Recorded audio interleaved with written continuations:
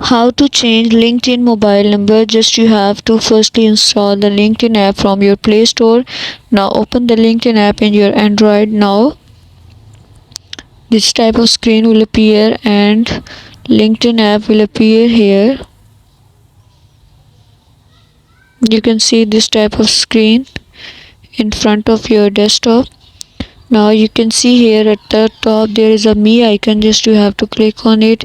You can see there is a view profile.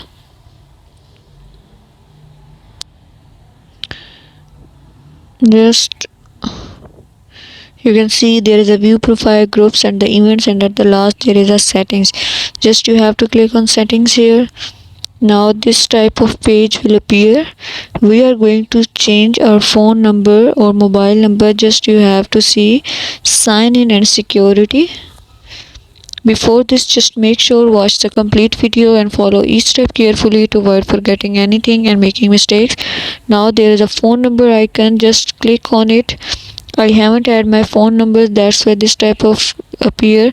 When I have to add my phone number, then the edit option will appear. Just you have to edit and change your number. I have logged in my account with the email, that's why this type of screen will appear. All these procedures can be applied on the Android as well as on iPhone.